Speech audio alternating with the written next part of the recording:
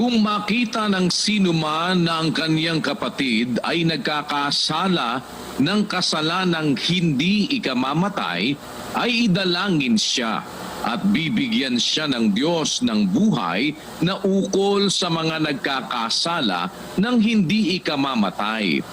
May kasalanang ikamamatay. Hindi tungkol dito ang sinasabi ko na idalangin niya.